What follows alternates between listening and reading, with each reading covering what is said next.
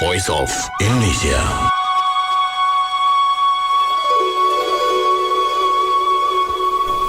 Voice of Indonesia, dari Indonesia untuk dunia. Pendengar yang lagi mendengarkan siaran kami melalui streaming di www.voinews.id atau aplikasi RRI Digital dan ada di luar negeri.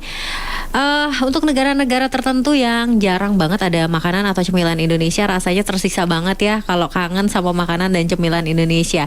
Tapi di beberapa negara yang sudah cukup mudah untuk menjangkau atau tersedia makanan atau cemilan Indonesia, itu rasanya seperti surga ya.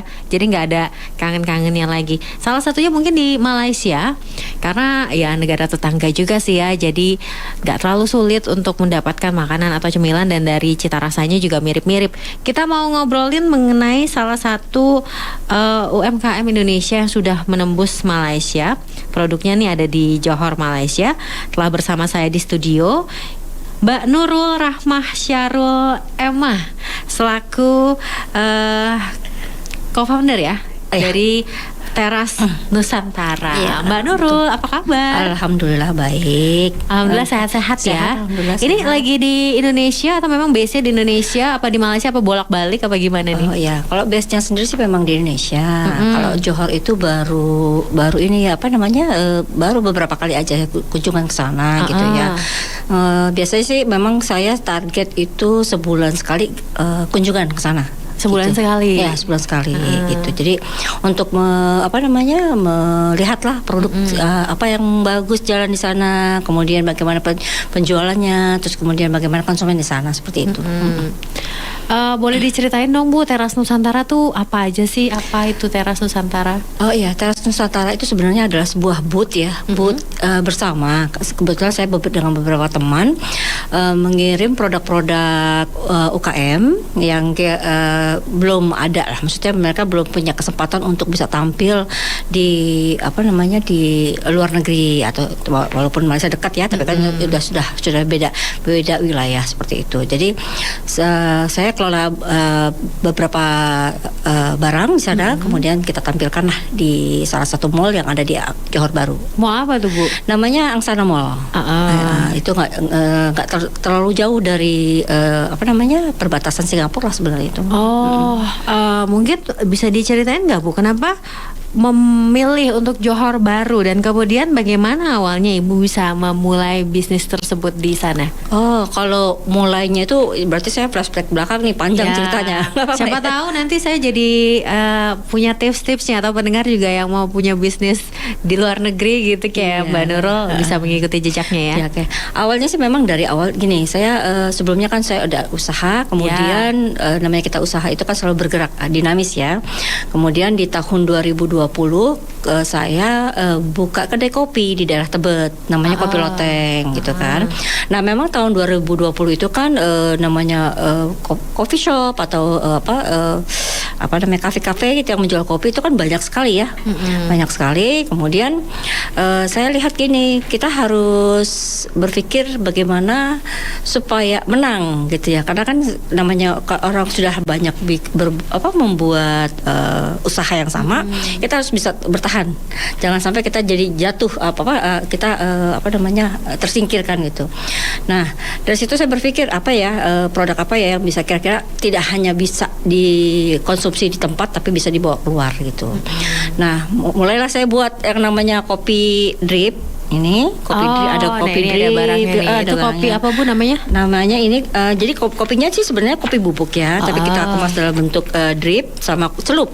Nah, artinya kalau orang mau pergi kemana aja dia bisa bawa, entah mau camping kah, atau dia buat oleh-oleh ke keluar ke luar kota atau keluar negeri bisa bawa ini gitu. Nah, dari situ kemudian saya berpikir bahwa saya juga harus jangan hanya di Jakarta, karena yang bikin ini juga banyak sebenarnya gitu kan. Ada kesempatan waktu itu saya ditawarkan oleh beberapa teman. Ya. Boleh. Saya ditawarkan oleh teman bahwa ada sih untuk kerjasama dengan satu company yang mengirim barang ke Johor Bahru gitu. Nah, saya ikutlah untuk gabung dengan company tersebut. Seiring dengan waktu, saya melihat kok ada kesempatan saya bisa mengelola itu dengan teman-teman. Akhirnya masuklah saya ke sana dan saya yang sekarang saya mengkoordinir gitu produk-produk yang ada di sana gitu. Oke. Dan berawal dari si kopi ini ya? Ya, berawal dari kopi ini.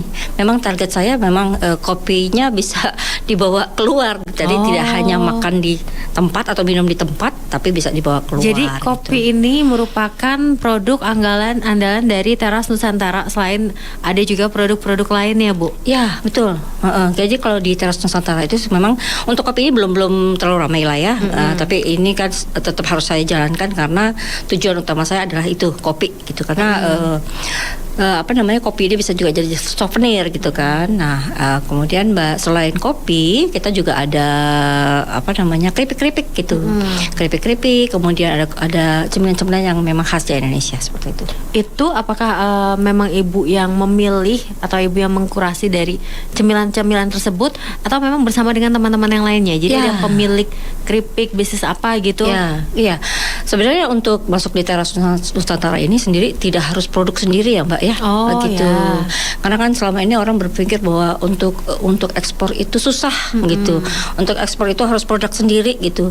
Nggak harus begitu gitu. Kalau seperti itu kan nanti tidak jalan. Kita yang penting kita ada kemauan, ada peluang, kita ambil seperti itu.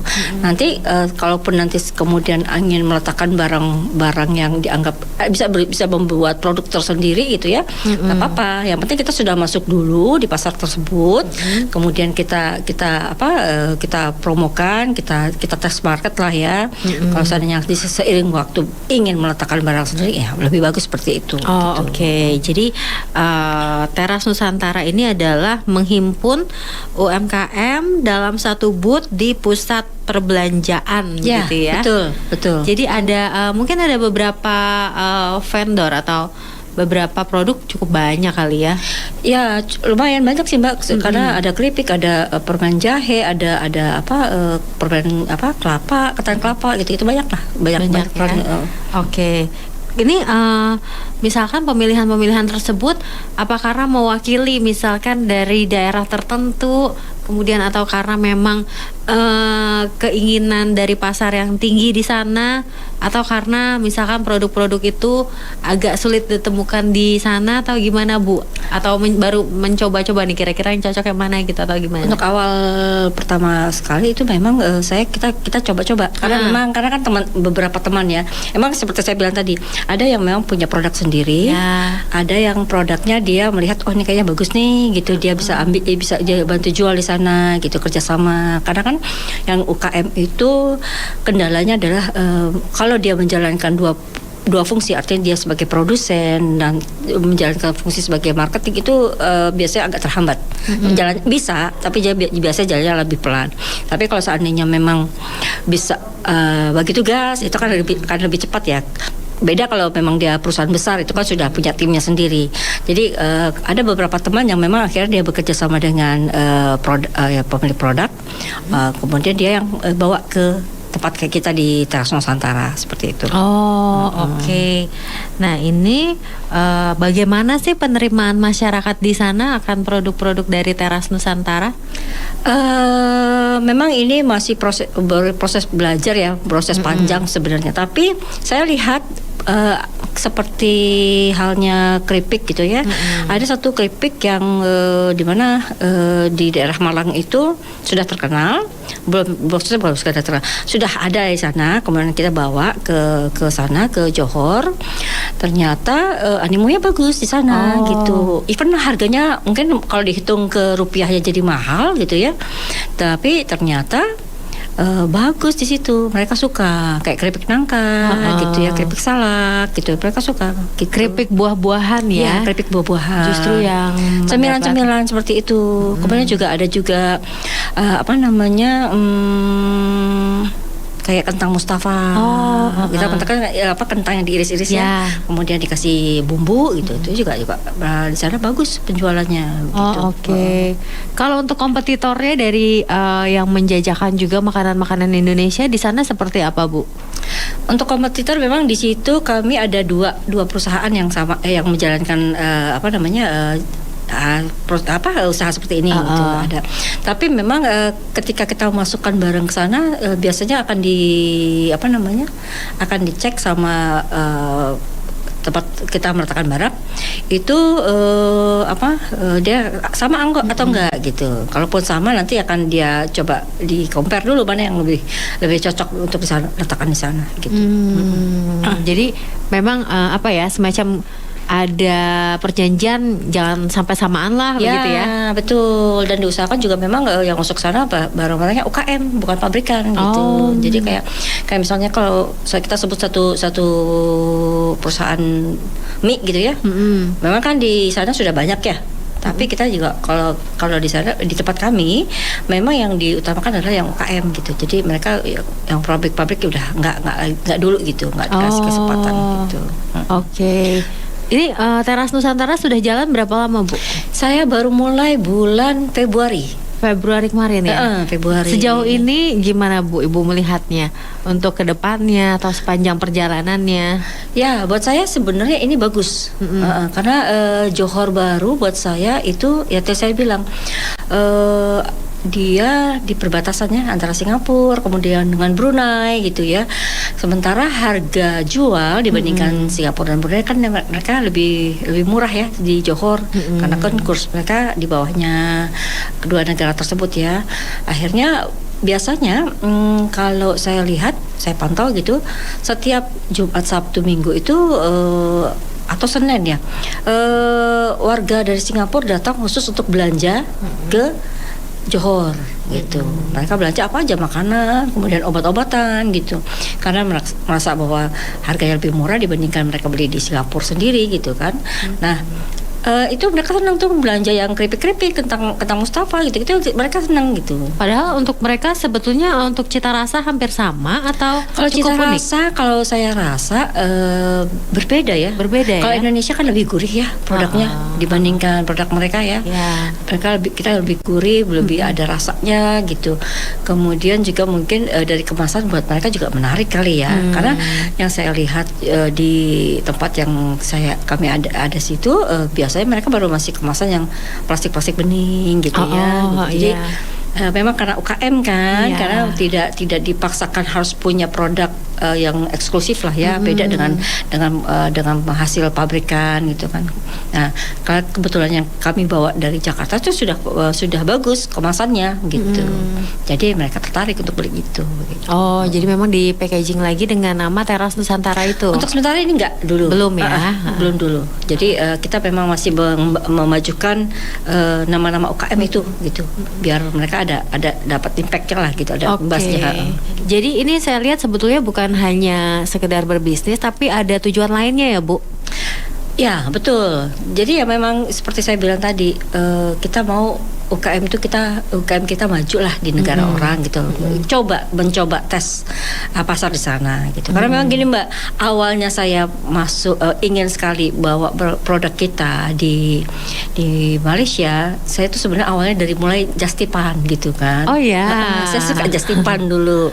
Terus berapa lama, Bu, menjalani Justip ini? Saya mulai Justipan itu dari tahun 2016 kalau nggak salah. Ini pelopor-pelopornya Justip ini kalau dari tahun 2016 cukup lama ya. Sekitar tahun 2016. Untuk negara mana aja? Masih Malaysia. Masih tetap Malaysia. Saya nggak tahu. Kayaknya saya merasa bahwa kalau mau mengembangkan gini, kita saling inilah simbiosis mutualisme ya gitu, jadi saling menguntungkan di situ. Tapi memang ketika waktu tahun 2016 masih bawa pulang nih barang dari sana ke Indonesia gitu ya. Terus saya berpikir suatu saat saya harus bawa barang Indonesia ke sana gitu. Jangan cuman barang mereka yang ke Indonesia, tapi barang kita juga harus ke sana gitu. Nah, akhirnya ketika saya ketika saya ada kopi, saya mau bawa kirim kopi ke sana. Kemudian juga saya mau jangan kopi aja, teman-teman yang lain punya produk apa, ayo gitu. Jadi nggak melulu saya sendiri yang maju gitu, karena kan ketika kita bisa bareng-bareng itu kan lebih baik hasilnya nanti. Oke. Tapi Ibu memang bolak-balik sana, apakah memang karena ada untuk Malaysia sendiri ya, untuk bisa menyewa satu booth gitu ya? Apakah memang harus ada persyaratan tertentu gitu, Bu? Kalau dari tempat yang kami letakkan barang sekarang itu ya kita paling cuma sewa rak, kemudian konsinyasi di akhir bulan, kemudian nanti ada juga ini ini di luar itu ya, di luar dari yang ditetapkan oleh pusat perbelanjaannya, ongkos kirim ke sana gitu kan. Kargonya itu kan sudah terkait kita pribadi ya. Jadi kargo itu memang kan dibandingkan kita kirim antar kota kan pasti akan lebih mahal, seperti itu. Nah, jadi gitu yang nanti kalau seandainya memang ada yang ikut dengan Teras Nusantara, itulah yang harus dihitung. Sewa rak, kemudian konsinyasi di akhir bulan, kemudian juga kargonya. Dari situlah bisa menentukan berapa harga yang akan diletakkan di sana di Johor Bahru itu. Gitu. Oke. Jadi nggak mesti misalkan yang seribet di pikiran saya, misalkan harus punya visa apa ketika berkunjung ke sana gitu. Iya. Jadi makanya saya bilang ini, kemarin kan ngobrol-ngobrolnya sama Mas Daniel. Saya bilang memang mungkin ini sebuah langkah yang baru ya, masih langkah kecil. Tapi saya ingin menginfokan bahwa kadang-kadang banyak teman yang berpikir bahwa jadi eksportir itu susah. Iya, harus daftar segala macam, kemudian harus apa gitu. Ternyata enggak ya. Ternyata enggak. Asal kita bisa lihat kesempatannya, peluangnya seperti apa. Tapi tetap regulasinya kita jalankan gitu. Misalnya kalau kita mau kirim ya harus dengan kargo gitu kan. Di situ kan nanti ada persyaratan yang kargo tentukan untuk diberikan ke pemerintah seperti itu. Gitu. Misalkan seperti pajak, bea cukai dan lain-lain. Itu kan biasa kan sudah di cover dengan kargonya sendiri. Oh, sudah di cover dari kargo bantu kan. Jadi sebenarnya nggak rumit kok gitu. Ketika memang mau kita coba ekspor, karena kan seperti saya bilang tadi bahwa ketika kita usaha di mana saya menganggap gini, usaha itu jangan makan kue yang piringnya sudah banyak semutnya gitu. Saya mau usaha makan kue yang piringnya belum banyak semut gitu. Ada semut tapi belum banyak gitu. Jadi mencari peluang lah sebenarnya gitu. Karena kalau ke negara-negara lain, misalkan sebut saja Hong Kong ya, ini karena saya kemarin punya kesempatan ke sana, ternyata kalau di sana itu kan produk Indonesia banyaknya luar biasa ya Bu ya. Jadi saingannya tuh juga agak sulit. Tapi ternyata kalau untuk di Malaysia seperti di Johor ini justru agak peluangnya masih cukup besar gitu ya. Mungkin karena ini juga makanan juga sebenarnya di sana juga banyak sih, banyak ya. Kedai runcit itu ya. Kalau mereka bilang kedai runcit ya. Kalau di sini kita seperti apa ya? Mungkin Superindo, nyebutinnya. Minimarket lah ya di situ. Atau pasar modern yang cukup besar gitu hitungannya ya. Enggak, kalau kedai runcit itu di sini seperti itu ya, minimarket gitu ya. Kemudian di Johor itu kalau nggak salah saya dapat kabar ada sekitar 5 kedai toko toko Indonesia. Ada 5 di sana kalau nggak salah. Banyak ya. Saingannya lumayan ya. Tapi ya nggak apa-apa, namanya kita. Tapi kalau dibandingkan kita harus jualan di negara kita sendiri kan juga saingannya lebih banyak. Apalagi kalau misalnya kita masuk ke marketplace, itu udah banding-bandingkan harga kan. Betul. Itu udah lebih sengit lagi ya. Iya, itu. Makanya saya bilang, kita mau coba cari kue yang piringnya belum banyak semutnya. Dibandingkan yang satunya semutnya sudah banyak banget nih gitu. Iya, betul. Nah, kembali lagi ke kopi nih. Ini dikasih nama apa nih Bu? Saya ada punya koplo aren. Ini koplo itu singkatan dari kopi loteng. Jadi koplo. Kopi loteng tuh koplo aren. Ini nanti kombinasi antara binnya dari sebentar saya juga ini Toraja kalau nggak salah ya. Kemudian Arabica Toraja kita campurkan dengan susu, kemudian dengan gula aren seperti itu. Nah, yang ini agak lebih strong karena dia binnya memang jenisnya lebih strong, lebih kuat ininya rasanya. Sementara ini namanya koplo ayu. Ini biasanya buat yang kepingin ngopi tapi nggak mau yang keras ya, mau yang soft lah. Nah, kita pakai lebih banyak susunya ya. Itu jenis binnya yang beda Mbak. Oh, jenis bin yang berbeda. Jadi karena ada beberapa bin itu sesuai dengan karakter tanah yang tempat penanamnya ya, gitu. Jadi kalau ini kita pakai yang Bali, karena nggak terlalu kencang dibandingkan Toraja, nggak terlalu keras dari Toraja. Gitu. Tapi kalau ini yang kopi siap minum nggak ada lah ya di sana ya. Di sana ya, kalau dari Indonesia belum. Bingung kan ya nanti. Tapi saya pernah lihat tuh Mbak di podcast di mana gitu bahwa dia kirim minuman seperti ini untuk ditaruh di Jeddah. Wah, lebih panjang perjalanannya Bu. Seharusnya bisa saya nih, cuma saya memang harus dipelajarin lagi nih gitu. Iya. Peluang ini kedepannya ketika bisa ada dicoba. peluang, ketika ada kesempatan kita ya pelajari aja gitu sih sebenarnya gitu. Oke. Nah Nah, berarti yang ada di sana baru tadi yang kopi Ya ini, apa nih? Yang kopi. saya punya ini kopi celup dan kopi apa namanya, kopi drip. Oh ya, kopi Seperti celup itu. dan kopi drip. Kopi celup dan kopi drip ini terdiri dari 5 wilayah daerah. Ada dari Aceh, kemudian ada dari Flores, kemudian ada Toraja, kemudian ada Papua sama Bali. Jadi ketika dia mau coba bin Indonesia yang ada di bin-bin yang ada di Indonesia, ya ini bisa dia ambil gitu. Ini biasa saya pakai buat ini Mbak, souvenir dari yang biasa sering order itu biasanya dari UI. Jadi karena mereka cari sesuatu yang beda ya, maksudnya kalau oke lah kan kadang-kadang suka kasih souvenir berbentuk benda gitu. Itu kadang-kadang akhirnya lama-lama jadi penuh ya. Kadang-kadang malah lupa. Nah kalau kayak kopi ini kan sudah langsung dinikmati gitu kan. Lebih simple sebenarnya. Betul, dan lebih ramah lingkungan pastinya. Betul. Nah ini kalau saya penasaran, dijualnya ini berapa ringgit Malaysia Bu nih? Saya taruh untuk yang isi 5 itu saya taruh kasih harga sekitar 15 ringgit. 15 ringgit itu sekitar? Kalau kita hitung aja misalnya taruh 4.000 ya.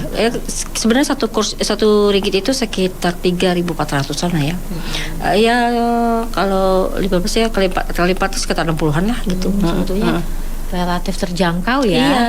Untuk kopi yang dibuat dengan sangat dengan sangat baik gitu ya, dengan betul. Cukup terjangkau. Tapi kalau misalkan di sana, setahu saya memang harga-harganya juga nggak terlalu mahal ya Bu ya. Sebenarnya ya makanan di sana tidak terlalu mahal gitu. Tapi balik lagi ketika kita masuk, misalnya kita ke satu supermarket Jepang yang ada di Tanjung Barat misalnya, itu kita beli produk Korea harganya kan lumayan. Iya betul. Gitu seperti itu. Jadi memang mungkin karena dia hitung kos kargonya, kemudian dengan sewa-sewanya itulah yang kira-kira nambah biayanya, naiklah harganya sedikit ke atas gitu. Iya, dengan harga 15 ringgit jadi oke banget lah ya. Oke banget. Cuma memang kalau kita lihat Mbak, kayak misalnya satu kopi yang lagi in tuh di packaging itu juga sekitar segitulah harganya. Kalau kita sebut merek ya ada dia isi cuma berapa biji gitu ya, itu sekitar di 13, 14 ringgit, 15 ringgit gitu. Tapi kan dia nggak terbang jauh kopinya ya. Nggak keterbang jauh, iya sih. Nah ini kalau untuk kemasannya ini juga saya lihat ini ada warna-warna mengangkat kekayaan Ya. juga nggak sih Bu? Ini benar nggak nih Kak? iya. Saya dari jauh nih ngeliatin. Ini kalau ini kan gambar tari Aceh ya, kopi Nah, gayo. iya. Ini Aceh. Kemudian ini ada Flores. Nah, Flores ini kan seperti ini biasanya. Kemudian ini ada Toraja. Terus kemudian ini gambarnya gambar rumah Toraja ya. Kemudian ini ada gambar Papua. Biar menggambarkan bahwa itu memang dari Papua kan. Kemudian ini dari Bali. Bedanya adalah yang ini untuk Robusta. Celupnya saya pakai Robusta. Tapi bisa request ya, misalnya dia pengen Arabica tapi dibikin celup bisa juga gitu. Sementara yang ini saya bikin sama, tapi ini untuk yang dripnya, kopi drip gitu. Seperti itu. Jadi yang drip itu yang mereka kalau dibuka filternya terus dituangin dari atas airnya gitu. Seperti itu. Oke. Ini cantik ya kemasannya ya, karena bisa sekalian belajar juga nih yang beli kopinya nih ya. Oh ini ternyata rumah adat dari Toraja, kemudian ini jenis apa namanya pakaian adatnya juga, tari-tarian gitu ya. Seperti itu. Jadi memang cantik sih, bisa sekaligus memperkenalkan kebudayaan Indonesia yang luar biasa kayaknya ini. Nah, Bu, untuk Mbak, untuk kedepannya ada cita-cita nggak sih, misalkan melihat teras Nusantara ini visi misi ke depan? Oh ya, saya kepingin sekali misalnya gini, teman-teman yang mau coba ikut juga tes pasar produknya di sana gitu, boleh digabung dengan kami gitu. Nanti kalau memang berminat kita akan coba ya. Kalau mau tes itu paling tidak 3 bulan lah, baru akan kelihatan hasilnya seperti apa gitu ya. Kalau mau gabung boleh kontak dengan saya gitu. Jadi kita coba di sana. Kenapa enggak gitu? Karena bagus buat saya, tadi bilang bagusnya karena dia perbatasan antara Singapura dan Brunei gitu. Oke. Untuk produknya mungkin masih sebatas makanan ya. Untuk sementara ini memang makanan dengan persyaratan bahwa sudah ada halalnya, kemudian kemasannya juga bagus. Artinya gini, nggak perlu, tapi untuk sementara tidak perlu tampilan menarik juga nggak apa-apa. Yang penting Kak bagus sih gini, jangan sampai kemasan itu ketika sampai di sana makanannya jadi hancur. Ya, lebih ke sana sih ya. Kemudian ada juga yang kemarin saya punya teman saya nih bawa memang produknya sendiri. Dia punya kemasan kurang cocok kali ya untuk dijadikan display di minimarket gitu ya, supermarket, karena kan tidak selalu dijaga oleh staff di sana gitu. Jadi mungkin ada customer yang iseng dibuka gitu. Jadi jadinya makanannya jadi produknya jadi kurang cantik jadinya seperti itu. Jadi memang kemasannya itu memang paten lah gitu. Ketika ada yang mau coba buka itu nggak bisa dibuka seperti itu. Kemudian juga masa kadaluarsa itu minimal itu 6 bulan. Minimal 6 bulan. 6 bulan. Lebih bagus lagi kalau bisa setahun. Itu kalau kayak makanan kering kan biasanya dia agak lama ya ininya masa kadaluarsanya seperti itu. Oke, baik. Mbak Nurul, ini seru banget kita ngobrol-ngobrolnya. Maunya sih diterusin sampai 1 jam ya. Tapi mungkin terakhir boleh nggak sih ada pesan-pesan kepada khususnya para perempuan-perempuan yang pingin mulai berbisnis tapi masih ada takut-takutnya, takut rugi lah, takut ribet, takut susah, takut apalah biasanya gitu kan ya. Takut nggak punya modal. Iya, itu yang utama tuh modal bener sebenarnya. Tapi untuk Teras Nusantara ini modalnya harus gede nggak sih? Enggak, kalau saya sih yang penting gini, teman-teman bisa ikut bayar sewanya, kemudian nanti di akhir bulan itu ada potongan harga itu udah pastilah ya, udah itu aja gitu. Yang penting itu. Cuma ini kargo memang kargonya akan agak lebih mahal dibandingkan kita kirim keluar kota gitu. Tapi kan itu tercover dengan harga jual kita gitu ya. Nah kalau buat pesan saya ya coba aja dulu gitu ya. Jangan khawatir atau barang saya nggak bagus atau saya ini gitu ya. Nanti nggak laku gimana? Nanti kalau dibalikin nanti rusak gimana kalau nyampe sana gitu kan? Kalau itu masalah aku biasanya gini. Kayak kemarin ada teman yang memang produknya ternyata tidak jalan. Itu saya bawa pulang. Ketika tidak jalannya karena memang kurang peminat. Ya kurang peminat. Itu kan tidak selalu produk itu akan selalu banyak peminat ya. Di Jakarta pun seperti itu ya. Kan hal biasa ya. Hal biasa. Ketika memang akhirnya tidak jalan, saat saya berangkat ke sana gitu, saya bawa pulang gitu. Saya bantu bawa pulang gitu. Sampai dijemput loh ya. Karena kita kan merasa tanggung jawab ya. Jadi kasihan dia kalau seandainya di situ mau ngapain gitu. Kalau seandainya memang masih ada spare waktu dia bisa bawa pulang ya saya bawa pulang. Apa gitu. sih Bu produknya?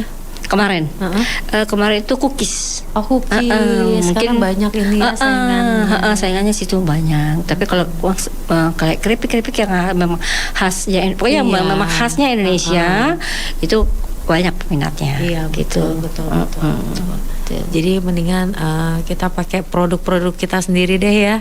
Khas Indonesia gitu ya, yang memang sudah kita aja makannya juga seneng gitu ya. Yang lain juga pasti suka.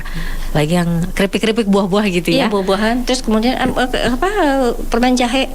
Terus apalagi kemarin tuh gula jahe merah bubuk gitu. Memang yang khas Indonesia lah. Itu pasti.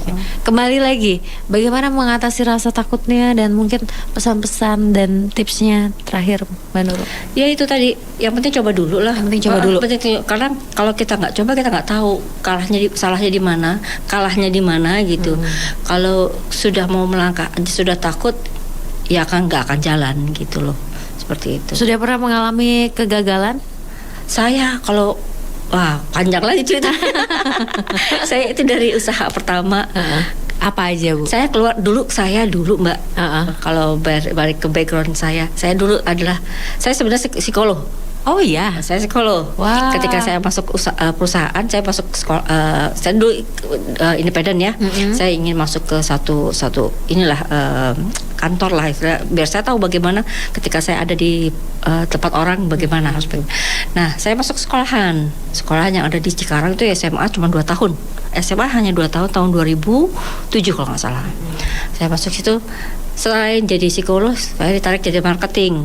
Gitu. Nah dari situ akhirnya banyak belajar tentang marketingnya. Kemudian Agak jauh ya Bu. iya, tapi keseharian tetap kepake itu ilmu psikologi. Ketika saya harus ketemu orang, terus saya kan tetap mengamati kan bagaimana saya bisa memenangkan perasaan orang itu juga tetap saya pakai gitu. Nah dari situ kemudian saya resign karena saya waktu itu mau program punya anak.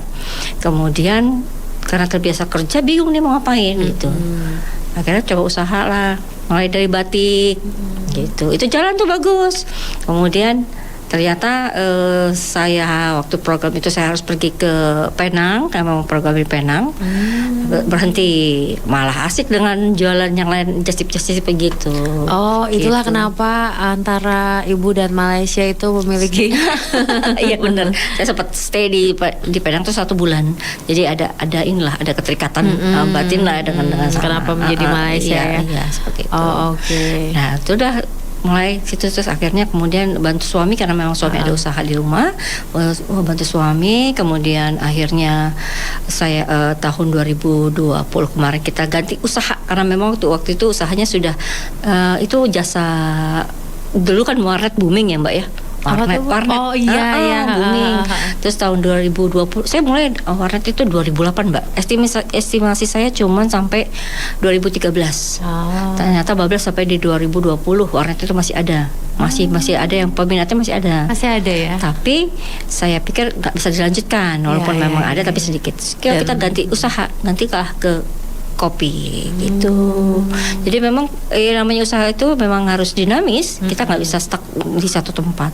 Keren ya. Jadi memang mentalnya memang udah seperti itu. Mental Kita kalau kata suami kita model orang suka mencoba dan berjuang gitu. Tapi insya Allah sih kalau untuk kopi udah kita karena mengingat umur juga ya udah nggak perlu lagi yang sana sini. Kita fokus dengan kopi seperti itu.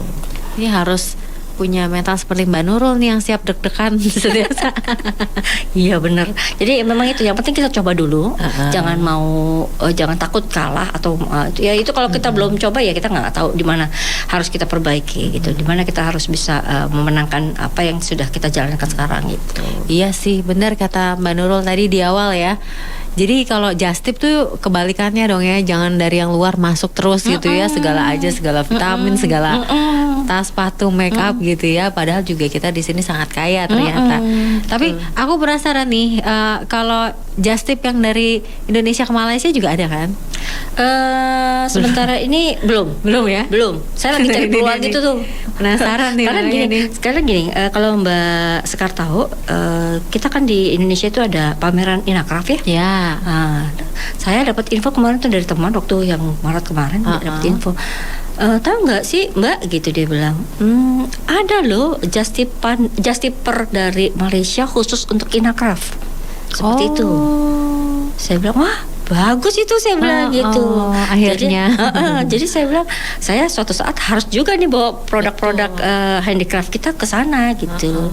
Memang walaupun memang di Malaysia sudah mulai ada kayak ada satu kayak ini Mbak kayak mungkin supermarket besar lah khusus Indonesia ada di Kuala Lumpur ada. Oh besar baru itu ya? baru di. Kemudian ada juga teman-teman dari Lombok itu kemarin buka store di sana. Dia memang khusus produk-produk Lombok. Di Kuala Lumpur juga ada. Tapi kan nggak masalah, kita tetap berjalan ya, betul. Jangan worry gitu ya. Ini suatu saat saya juga bercita-cita nih kepingin saya punya kemampuan bisa membawa produk-produk handicraft kita ke sana gitu. Amin. Seperti itu. Keren. Terima kasih Mbak Nurul atas cita-citanya. Semoga ini bisa menginspirasi pendengar lainnya ya, para perempuan terutama ya yang mau memulai bisnis. Jangan takut, coba aja dulu, jalani dulu ya. Karena kalau kebanyakan takut-takutnya nanti nggak jalan-jalan. Tadi kalau kata Mbak Nurul. Iya. Sukses terus untuk kopi loteng koplo. Kopi loteng ya, untuk minumannya koplo. Iya. Untuk koplo dan juga untuk teras Nusantara. Makasih, semoga Mbak. nanti kalau lagi jalan-jalan nih pendengar juga kalau ada di sana bisa mampir dan ikut bangga nih ngelihat wah ada kopinya Indonesia nih, ada keripik apelnya Malang ada di nyampe sana gitu ya. Pasti masyarakat Indonesia, diaspora, pekerja migran di sana juga ikut bangga dan ikut mendukung teman-teman dari Teras Nusantara. Terima kasih Mbak Nurul. Voice of Indonesia, dari Indonesia untuk dunia.